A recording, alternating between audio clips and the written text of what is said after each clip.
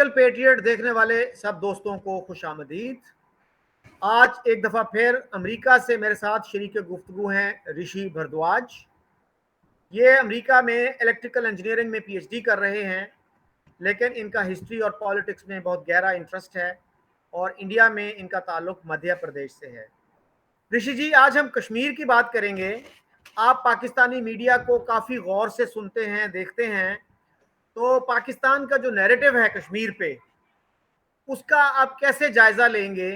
मसलन सबसे पहले उसमें एक आर्गुमेंट आता है कि जी कश्मीर कभी इंडिया का हिस्सा नहीं रहा। इसको हम एड्रेस करते हैं, फिर बाकी चीजें मैं आपके सामने रखूंगा। देखिए, जो नैरेटिव है वो पूरी तरह से फ्लॉड है। ये पाकिस्तान का ऑन कश्मीर, और ये तो एकदम प्रिपोस्टरस लॉजिक है कि कश्मीर जो है कभी इंडिया का पार्ट नहीं था।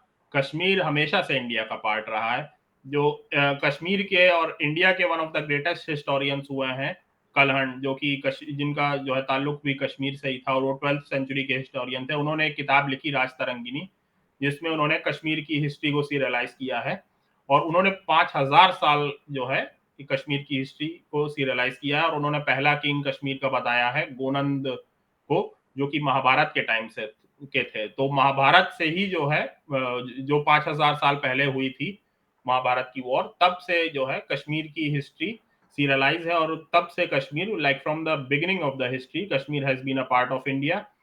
मौर्यन एम्पायर जब अशोका की थी, सम्राट अशोक की, तब भी कश्मीर इंडिया का पार्ट था। फिर मुगल एम्पायर के टाइम भी इंडिया का पार्ट था। उसके बाद फिर सिख एम्पायर के टाइम भी इंडिया का पार्ट था। So Kashmir has always been a part of India. तो ये लॉजिक पूरी तरह से फ्लॉड है। अच्छा, दूसरा जो यहाँ कहा जाता है ऋषि जी कि इंडिया खुद लेके गया कश्मीर का इशू यूएन में, और उसने वादा किया कि वो प्लेबिसिट करवाएगा, लेकिन उसने इस वादे को पूरा नहीं किया।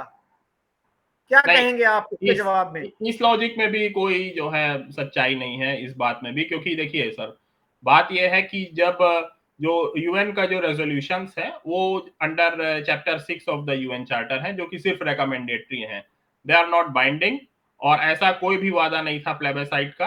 प्लेबेसाइट was one of the solutions, but वो कभी भी प्रैक्टिकल नहीं हो सका, और उसकी कई सारे रीजंस हैं। और जवाहरलाल नेहरू ने खुद ये रीजंस मेंशन किए शेख अब्दुल्ला को एक लेटर में, जो उन्होंने 25 अगस्त 1952, अगस्त 25 1952 को कश्मीर से शेख अब्दुल, वो कश्मीर में उस टाइम वेकेशंस पर थे जवाहरलाल नेहरू, उन्होंने शेख अब्दुल्ला को लिखा।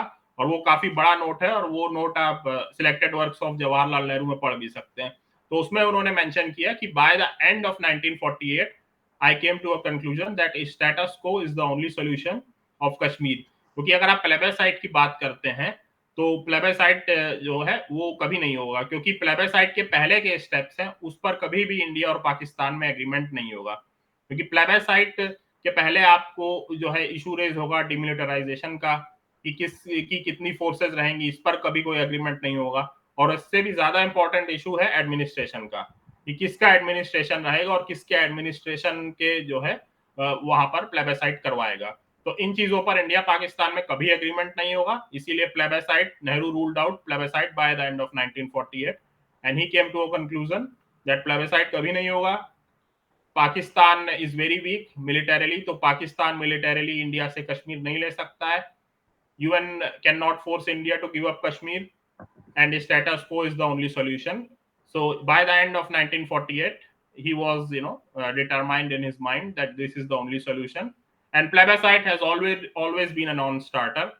और जहां तक यूएन रेजोल्यूशंस की बात की जाती है, लाइक आई सेड बिफोर, वो रिकमेंडेटरी थे।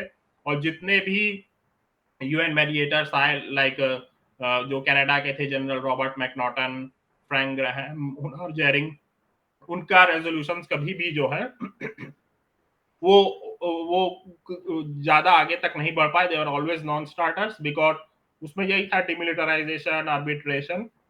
But India Pakistan were never able to agree. एक जो मेडिएटर थे जिन्होंने थोड़ी प्रोग्रेस की थी, he was sir Owen Dixon.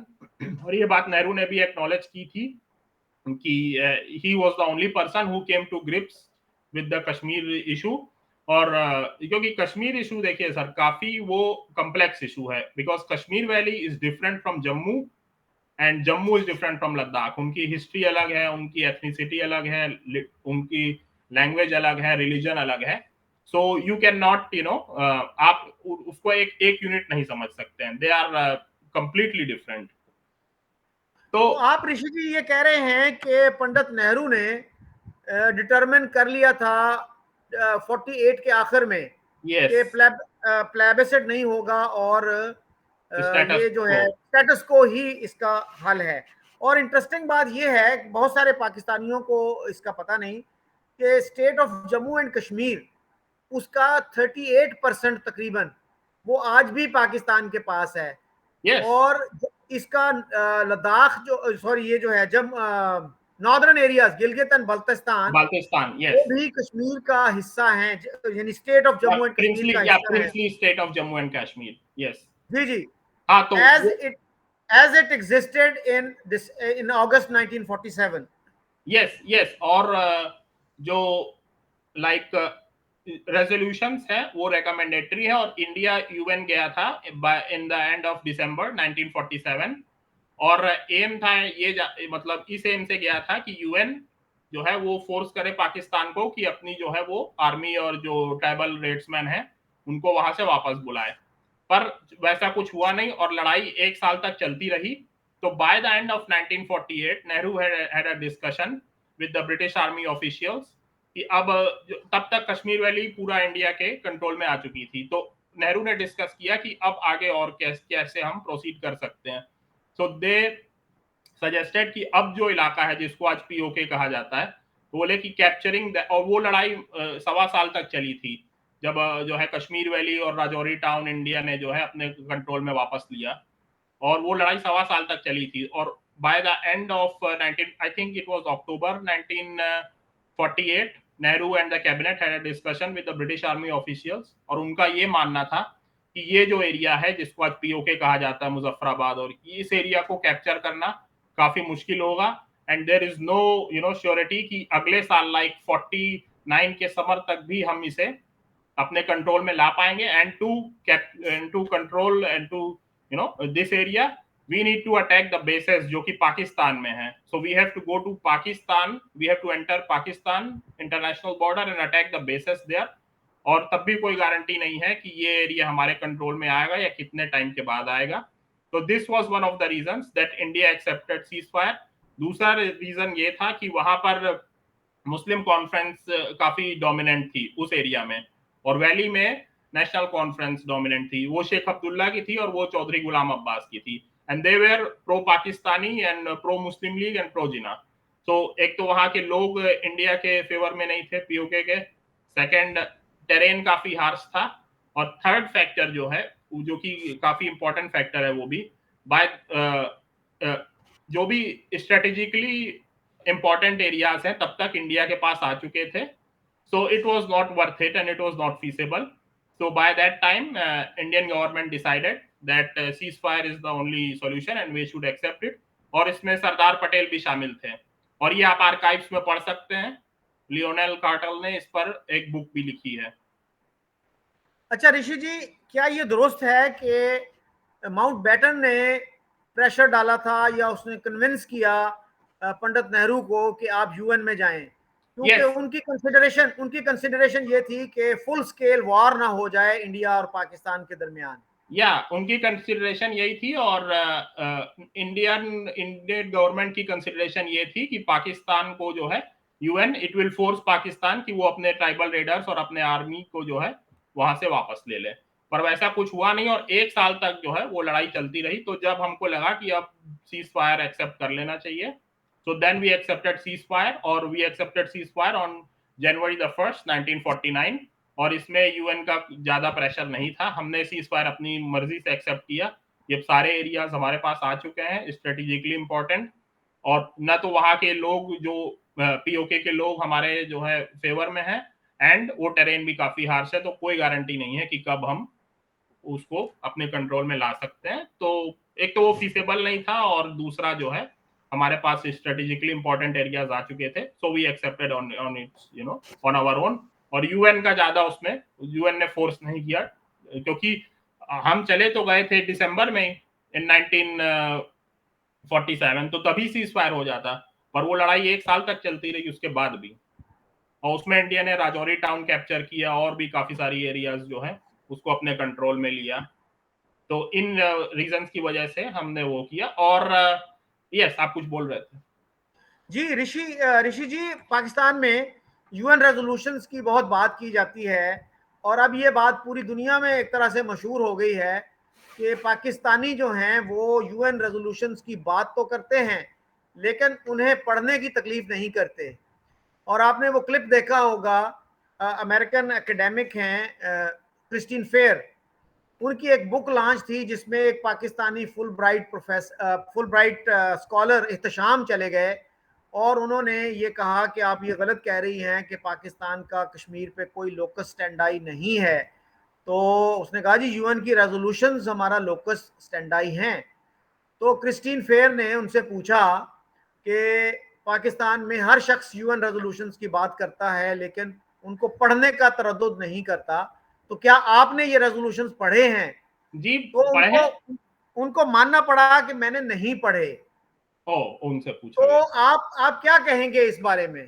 देखिए, जो यूएन रेजोल्यूशंस में प्रॉब्लम थी वो वही थी, एडमिनिस्ट्रेशन की और फोर्सेस की। और जो सबसे फेमस जिसको रेजोल्यूशन माना जाता है, रेजोल्यूशन नंबर 47, उसमें भी यही हुआ कि लाइक इंडिया एंड पाकिस्तान को अपनी फोर्सेस हटानी होंगी और जो है एडमिनिस्ट्रेशन वो किसका रहेगा। But Pakistan didn't agree on US on the resolution number 47 of the UN, क्योंकि पाकिस्तान की डिमांड थी कि उसको आधा एडमिनिस्ट्रेशन पाकिस्तान को दिया जाए, आधा एडमिनिस्ट्रेशन इंडिया के पास रहे। तो और फोर्सेस को लेके भी जो है पाकिस्तान डिडंट एग्री। पाकिस्तान का मानना था कि इंडिया अपनी सारी फोर्सेस कश्मीर से निकाल ले। तो इन चीजों की वजह से it has always been a non starter plebiscite, क्योंकि यूएन कभी प्लेबेसाइट नहीं करवाता, यूएन जस्ट सेंड्स ऑब्जर्वर्स, और प्लेबेसाइट तो लोकल एडमिनिस्ट्रेशन ही करवाएगा ना। UN is not a administrating institution, उसके पास कोई वैसा लॉजिस्टिक्स नहीं है कि वो कोई इलेक्शन करवा सके। जी ऋषि जी, मैं आपसे भी और दोस्तों से ये रिक्वेस्ट करूंगा कि वो अगर रेजोल्यूशन 47 देखना चाहें तो बड़ा आसान तरीका है, गूगल में जाके लिखिए यूएन रेजोल्यूशन नंबर 47। यस। तो बहुत सारे जो चीज़ें हैं इससे मुतलका उन तक उनकी रसाई हो जाएगी। और ये सबसे अहम रेजोल्यूशन है जिसका बहुत ज़्यादा तस्करा होता है। और इंटरेस्टिंग बात यह है कि सर जफरुल्लाह खान ने इसके खिलाफ यूएन में ही तकरीर की थी। He criticise this resolution in the UN. और हमारे एक प्रोफेसर हैं, मेरे भी वो प्रोफेसर थे, इंटरनेशनल लॉ पढ़ाते थे कायदे आजम यूनिवर्सिटी में, प्रोफेसर इजाज हुसैन। उन्होंने कश्मीर डिस्प्यूट पे एक किताब लिखी है from an international law perspective. तो उसमें उन्होंने इस चीज़ का जिक्र किया है कि सर जफरुल्लाह खान ने इस रेजोल्यूशन को क्रिटिसाइज किया क्योंकि उसमें यह कहा गया था कि पाकिस्तान जो है वो अपने तमाम नेशनल्स को, सिटीजन्स को वहां से विड्रॉ करेगा और इंडिया को इजाजत थी कि वो मिनिमम फोर्सेस वहां रख सकता है। और तो आप पाकिस्तान कैसे को ये देखते हैं? एक्सेप्टेबल नहीं था। जी पाकिस्तान को ये एक्सेप्टेबल नहीं था, और पाकिस्तान वांटेड कि half of the administration should be given to them. तो यही कुछ रीजंस हैं कि कभी भी plebiscite was always a non starter, बस उसके पहले काफी सारे इश्यूज रेज हो जाते हैं जो कि कभी नहीं सॉल्व होंगे। So that's why Nehru ruled out plebiscite by the end of 1948 completely. और उनका जो है, उनकी जो सोच थी वो सच साबित हुई। अच्छा, इस सिलसिले में मैंने आपको इल्म होगा कि अब्दुल बासित साहब का इंटरव्यू किया था, यस। जो फॉर्मर एम्बेसडर हैं, इंडिया में रहे, वो जर्मनी में रहे। तो उन्होंने ये कहा कि जी उसूलों के लिए कि पाकिस्तान को स्टेटस को एक्सेप्ट नहीं करना चाहिए क्योंकि जो कौमें जो हैं वो प्रिंसिपल्स पे खड़ी नहीं होती, वो उनके साथ अच्छा सलूक नहीं करती दुनिया और वो ज्यादा आगे नहीं जाती। जहां आप कैसे तक देखते हैं इस आर्गुमेंट को? जहां तक उसूलों की बात है और प्रिंसिपल्स की बात है, तो Pakistan is the last country to talk about it, क्योंकि पाकिस्तान वाई? ने उसी टाइम उसूलों की धज्जियां उड़ा दी थी। क्योंकि लाइक मोहम्मद अली जिन्ना ने किस बेसिस पे जूनागढ़ की एक्सेशन एक्सेप्ट की, किस बेसिस पे? Junagadh was not a Muslim majority state, overwhelming majority वहां की जो है पॉपुलेशन वो हिंदू थी, कोई बॉर्डर भी नहीं थी पाकिस्तान से। किस बेसिस पर जो है मोहम्मद अली जिन्ना ने जोधपुर के रूलर को कहा कि आप पाकिस्तान में एक्सीड हो जाएं। जोधपुर भी हिंदू मेजोरिटी जो है स्टेट, प्रिंसली स्टेट था। किस बेसिस पर जिन्ना ने चाहा कि हैदराबाद में प्लेबेसाइट ना हो? बिकॉज माउंटबेटन वो 1 नवंबर 1947 को लाहौर गए थे, जहां पर उनकी 3.5 घंटा बात हुई थी लॉर्ड माउंटबेटन और लॉर्ड इसमें एंड मोहम्मद अली जिन्ना, और जिसमें लॉर्ड माउंटबेटन ने ऑफर किया कि तीनों जो प्रिंसली स्टेट्स हैं जो कि डिस्प्यूटेड हैं, हैदराबाद, जम्मू एंड कश्मीर और जूनागढ़, यहाँ पर प्लेबेसाइट करवा ली जाए और फिर जो है हम जो उसका रिजल्ट होगा उस हिसाब से हम आगे डिसीजन लेंगे। This happened on November 1st 1947, but Jinnah refused the plebiscite. Jinnah ने कहा कि जो है हैदराबाद तो इंडिपेंडेंट रहना चाहता है, तो Hyderabad should remain independent and Kashmir तो मुस्लिम मेजोरिटी है तो कश्मीर हमें मिलना चाहिए, और Hyderabad doesn't want to accede to either India और Pakistan, so it should remain independent. Because Jinnah की सोच ये थी कि कश्मीर तो हम मिलिट्री एक्शन से ले ही लेंगे, मेन जो है जो लड़ाई है वो हैदराबाद की है, तो किसी तरह से हैदराबाद एक इंडिपेंडेंट कंट्री रह जाए, और तो वो इतनी बड़ी और इतनी रिच कंट्री होगी, so it will act like a puppet state. तो Jinnah wanted that Hyderabad should be like a puppet state of Pakistan, और कश्मीर तो हमें मिलिट्री एक्शन से मिल ही जाएगा। So he had no principles and he showed lot of short sightedness, और वो हर जगह आपको दिख सकता है, not only on the issue of princely states, but जो पूरा टू नेशन थ्योरी है उस पर, जब उन्होंने कहा कि एक पंजाबी पहले है, मुसलमान बाद में है, एक बंगाली पहले है, मुसलमान बाद में है, तो यहाँ भी जो है टू नेशन थ्योरी को पूरी तरह से जो है डिमोलिश कर दिया जिन्ना ने, और जो प्रिंसली स्टेट्स में था वो भी डिमोलिश कर दिया। जो उनका डिक्टेटोरियल बिहेवियर था, इवन अपनी डायरी में लिखा जिन्ना ने कि no decision on Kashmir without my approval, और ये एजी नूरानी ने कोट किया है। तो और and he was just a governor general. Governor general तो एक नॉमिनल हेड होता है, इंडिया में पावर तो कैबिनेट के पास थी, जवाहरलाल नेहरू, सरदार पटेल और इन लोगों के पास पावर थी, माउंटबेटन के पास पावर नहीं थी। माउंटबेटन तो वैकेशंस पर चले गए थे इंडिपेंडेंस के बाद, but Jinnah was ruling like a dictator. So yeah, he had no principles and Pakistan never had any principles, so Pakistan is in no position to talk about principles at all. अच्छा, ये जो चीज है कि Mountbatten ने offer की, प्लेबेसाइट Yes. Offer किया कि तीनों स्टेट्स में प्लेबेसाइट करवा दिया जाए, हैदराबाद, दक्कन, जूनागढ़ और कश्मीर, लेकिन जिन्ना साहब ने रिफ्यूज कर दिया। ये जो हैदराबाद के है, लिए ये आपने कहाँ पढ़ा? मेरा ये ख्याल है कि ये उसमें है, ये एजी काफी नूरानी सारी की बुक। किताबों में है, जी, ये काफी सारी किताबों में है, एजी नूरानी की बुक द कश्मीर डिस्प्यूट में है, और खुद एक लेटर लिखा था माउंटबेटन ने जवाहरलाल नेहरू को, और समराइज किया था कि जो है क्या मीटिंग हुई थी, तो उसमें ये पूरा है। तो ये आपको सरदार पटेल कॉरेस्पॉन्डेंस में मिल जाएगा, पेज नंबर 73 एंड 74 में। अच्छा ऋषि जी, इसके साथ ही एक और बात भी की जाती है कि सरदार पटेल ने ऑफर की पाकिस्तान को कि आप हैदराबाद, दक्कन में दखल अंदाजी ना करें, इंटरफेरेंस ना करें और कश्मीर ले लें। हमारी तरफ से सरदार शौकत हयात, जो एक यंग मिनिस्टर थे, पहली कैबिनेट जो बनी पाकिस्तान बनने के बाद यस यस। पंजाब में, और वो बहुत बड़ी कैबिनेट नहीं थी, उसमें 4-5 ही मिनिस्टर्स थे। उसमें उन्होंने अपनी किताब में ये लिखा है कि जब मुझे इस पेशकश का पता चला तो मैं गया लियाकत अली खान के पास और मैंने उनसे कहा कि हमारी कैंपेन जो है कश्मीर में अच्छी नहीं जा रही, तो आप इस ऑफ़र को एक्सेप्ट कर लीजिए, ये अच्छी ऑफ़र है। तो वो कहने लगे कि उन्होंने कहा कि शौकत, तुम मुझे पागल समझते हो? कश्मीर की पहाड़ियां कि छोड़कर मैं, हाँ, कि मैं इतनी बड़ी रियासत जो पंजाब से भी बड़ी हैदराबाद है, छोड़कर मैं कश्मीर की जी, पहाड़ियां उसको ले लूं। छोड़ के कश्मीर की चंद पहाड़ियां ले लूं। तो वो सरदार साहब कहते हैं कि मैं इतना इतना हुआ, उससे डिस्गस्टेड हुआ कि हमारे प्राइम मिनिस्टर साहब को कश्मीर की अहमियत का कोई अंदाज़ा नहीं है और वो इस तरह की बातें कर रहे हैं। तो मैंने फ़ौरन कश्मीर कमेटी, जिसका मैं चेयरमैन था, मैंने फ़ौरन उससे रिज़ाइन कर दिया। ओके, बिकॉज अच्छा, या बिकॉज जिना मैं completely messed it up, because Jinnah की सोच यही थी कि हैदराबाद इंडिपेंडेंट रहे, इतनी बड़ी रियासत इंडिपेंडेंट रहेगी, इतनी अमीर रियासत, और एक मुस्लिम रियासत रहेगी, मुस्लिम रूलर वहां का निजाम रहेगा, तो वो हमारे लिए बेनिफिशियल होगा, and it will like a puppet state, a satellite state of Pakistan in the heart of India.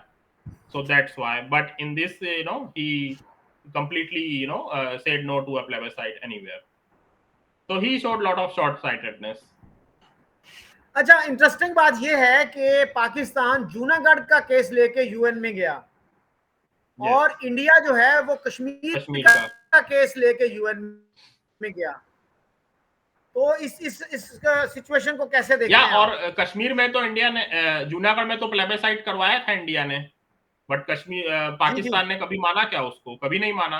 Even 2 साल पहले 2020 में पाकिस्तान ने जो मैप जो जारी किए थे उसमें जूनागढ़ को पाकिस्तान का पार्ट दिखाया गया था।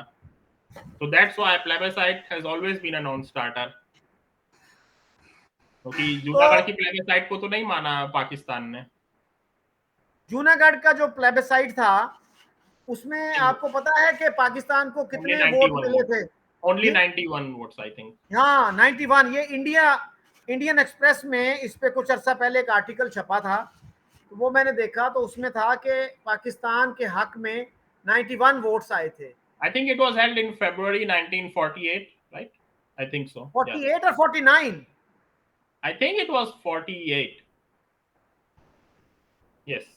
Anyhow, I think it was 49। Anyhow, तो इसके अलावा ये मुझे बताइएगा कि हैदराबाद दक्कन का वहां पे एक रजाकार तंजीम भी थी, वो कासिम रिजवी साहब थे। Yes, yes, yes. तो वो क्या चाहते थे? बिकॉज इनका देखिए, जो हैदराबाद की रियासत थी वो निजाम, he was a Muslim ruler, और जो पूरा जो सिविल सर्विस जो एडमिनिस्ट्रेशन था, it was completely dominated by foreigner Muslims, like by Turks, by Arabs, like that. Even जो आर्मी चीफ था निजाम का, he was an Arab, do you know that? I think his last name was Al Ardous or something like that. So he was an Arab. So it was completely dominated by foreign-born Muslims.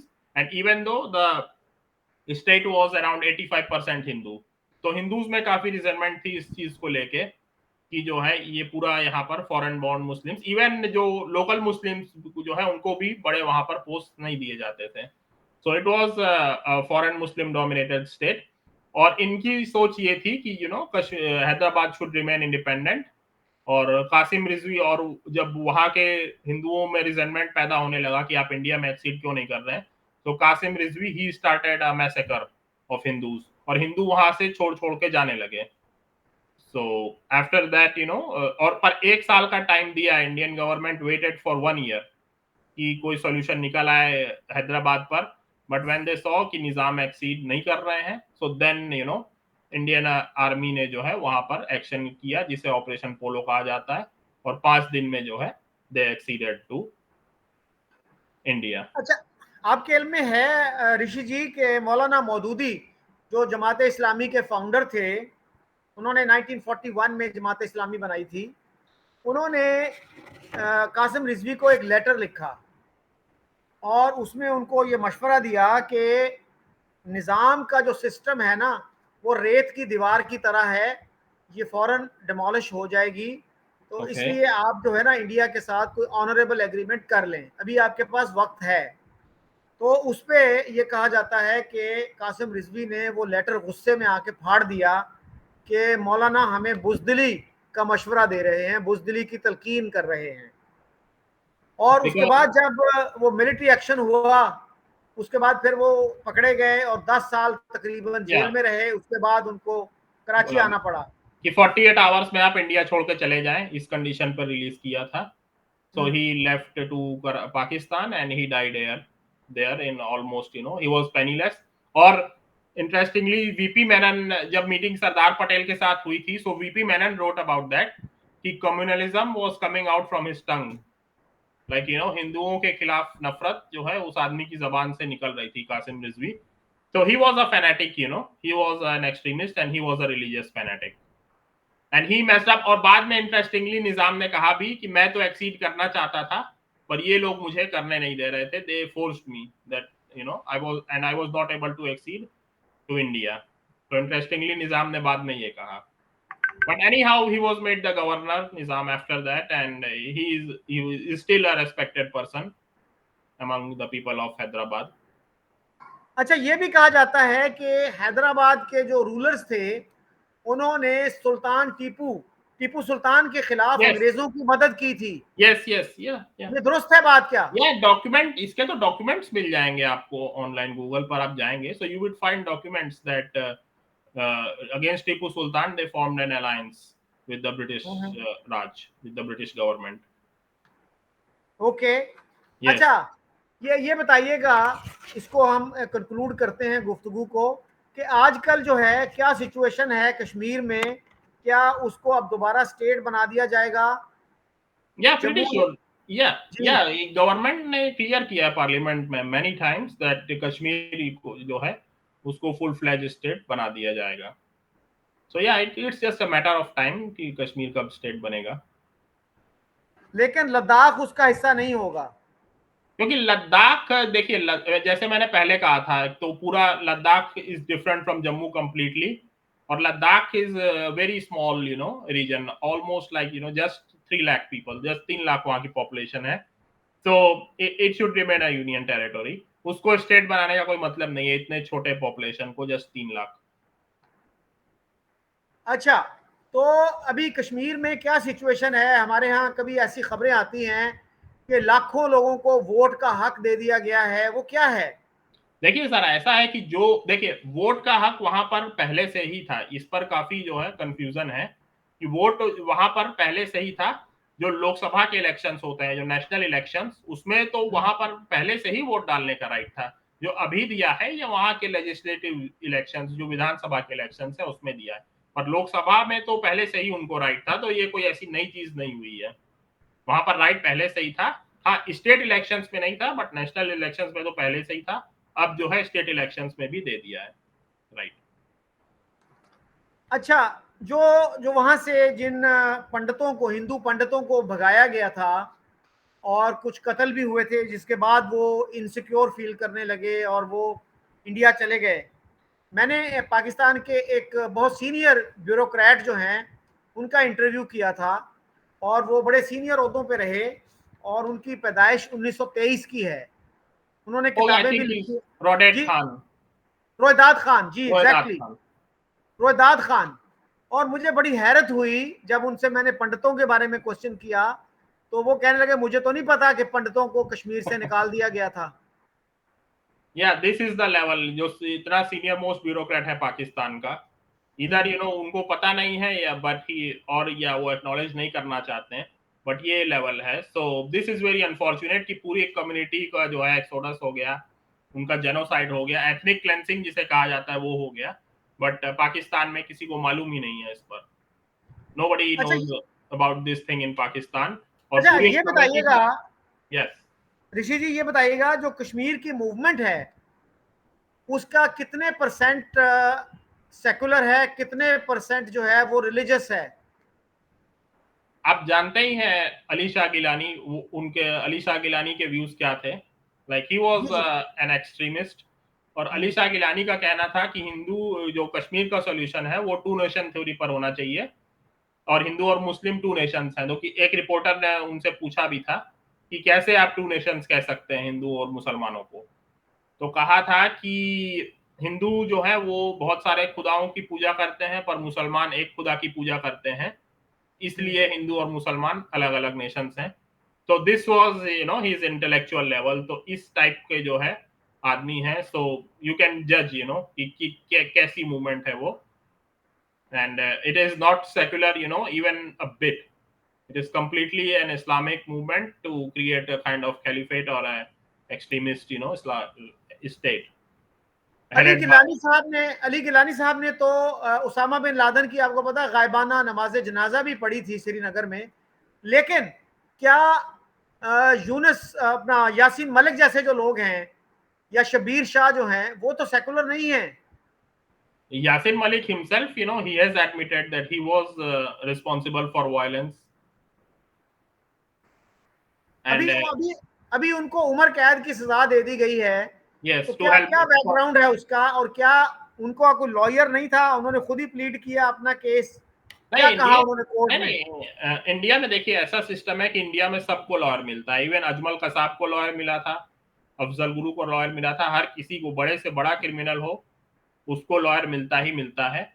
तो ऐसी कोई बात नहीं है, but he has accepted that he was responsible for violence, और जो law of the land है वो काम करेगा, और इंडिया में जुडिशियरी पूरी फ्री है, तो इस पर किसी गवर्नमेंट का कोई जो है वो इंटरफेरेंस नहीं रहता है, या कोई भी जो है वो नहीं उसको इम्पैक्ट कर सकते हैं। जो जुडिशियरी का डिसीजन है that has to be respected. Judiciary found him guilty और सजा सुनाई है, that should be respected by Pakistan. अच्छा, अफजल गुरु का जो केस था उसमें हमारे मीडिया में इस तरह की रिपोर्ट्स आई कि सुप्रीम कोर्ट ने जब उनकी अपील रिजेक्ट की तो उसमें ये कहा कि कोई एविडेंस तो कोई है नहीं उनके खिलाफ, लेकिन लोगों का जो है ना एक मुतालबा है, एक सेंटीमेंट है, उसको सेटिस्फाई करने के लिए हम इस अपील को रिजेक्ट कर रहे हैं। आपके इल्म में है ऐसी कोई बात? देखिए, ऐसी बात कह ही नहीं सकता है, सुप्रीम कोर्ट की कोई एविडेंस नहीं था। आई डोंट नो कि कहाँ से पाकिस्तानी ये सब ले आते हैं उठा के, कि कोई एविडेंस नहीं था। That is important. अगर एविडेंस नहीं था तो सजा क्यों सुनाई गई? एविडेंस था, सर्कमस्टेंशियल एविडेंस थे काफी सारे। Like he was in regular contact with those people, जो 5 टेररिस्ट थे जिन्होंने पार्लियामेंट को अटैक किया। So he was regularly in contact with them, and this has been proved by the call details जो उनकी थी और जो अफजल गुरु की थी। एंड ही वाज, उसने पूरी लॉजिस्टिक्स प्रोवाइड करवाई, पूरा उनको जो है दिल्ली में एकोमोडेशन और वो सब दिलवाया। सो ही वाज रिस्पांसिबल, एंड ऐसी कोई ऐसा कुछ नहीं कहा सुप्रीम कोर्ट ने कि कोई एविडेंस नहीं था। एंड हाँ, बात ये कहा कि कलेक्टिव कॉन्साइंस इंडिया का शेक हुआ था, और वो बात तो सच है।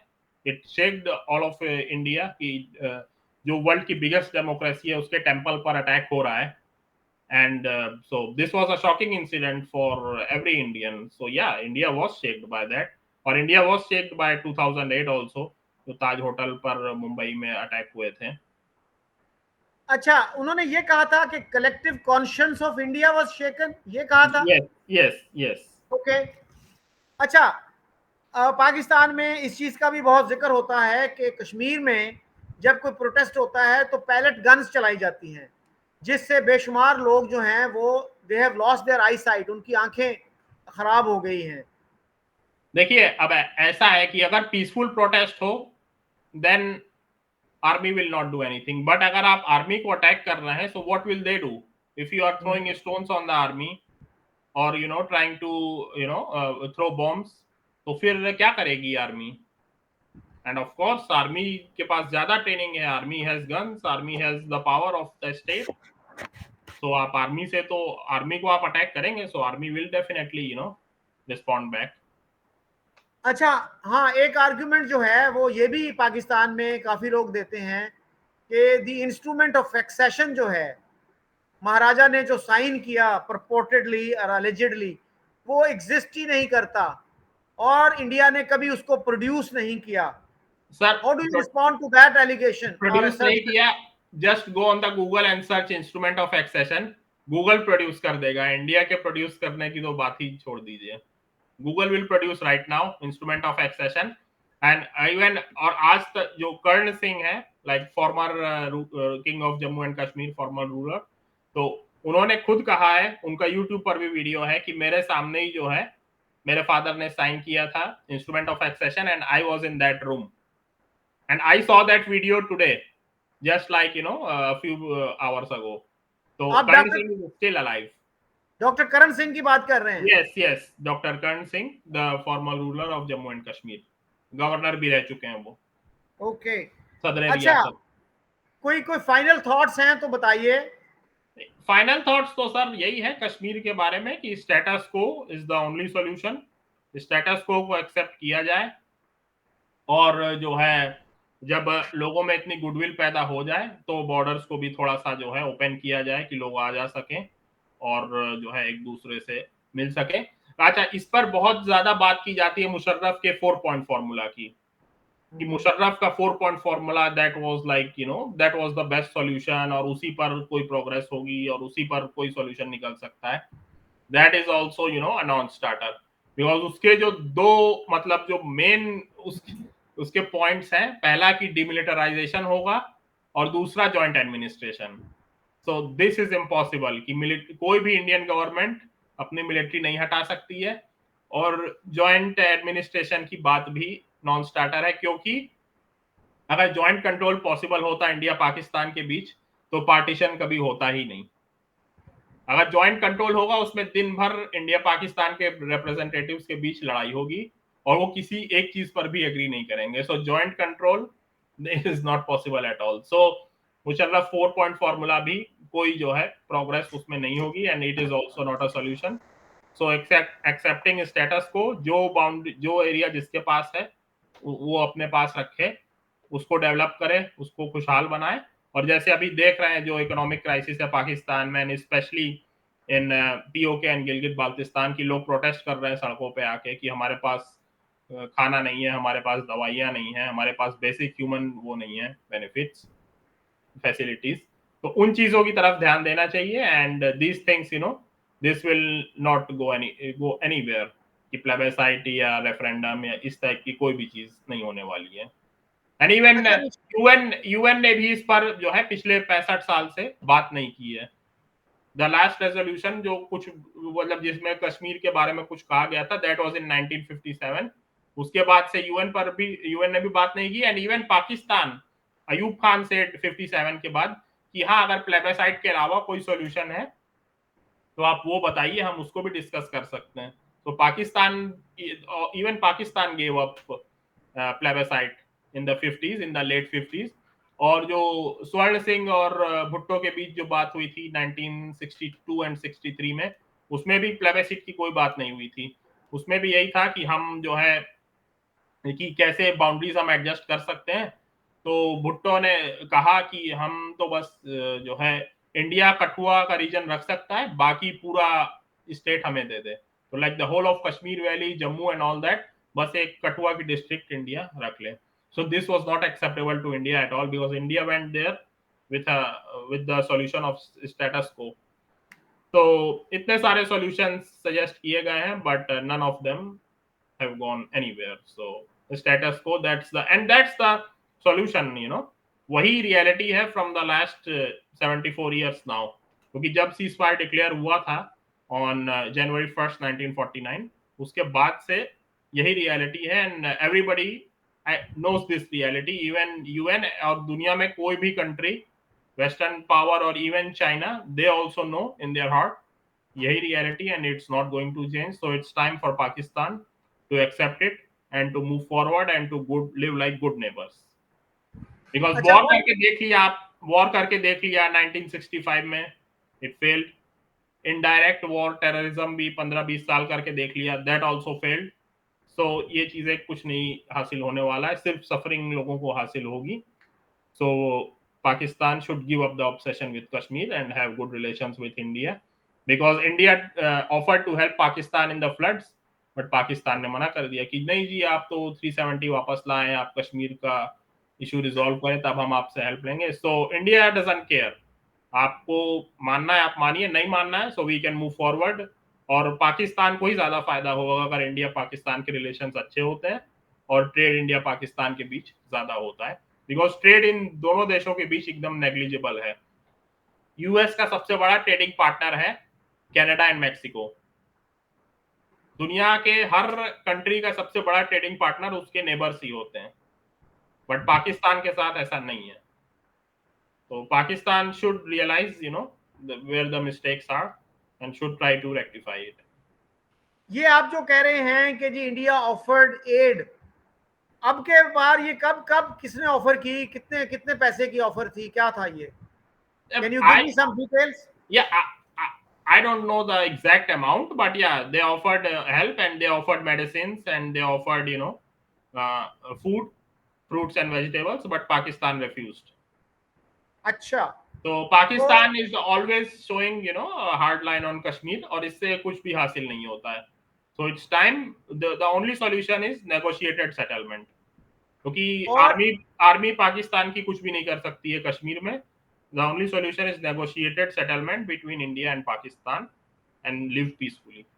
2005 में जब अर्थक्वेक आया था पाकिस्तान में, उस वक्त इंडिया ने, मुझे याद पड़ता है, कोई $25 मिलियन देने का ऐलान किया था. तो उस वक्त पाकिस्तान ने कहा था कि हम ये इमदाद लेंगे, लेकिन यूएन के थ्रू रूट किया जाए इसको. ओके. तो अब भी शायद ऐसी ही कोई बात हुई हो. लेकिन आखिर में ये बताइएगा कि what about human rights violations in Kashmir?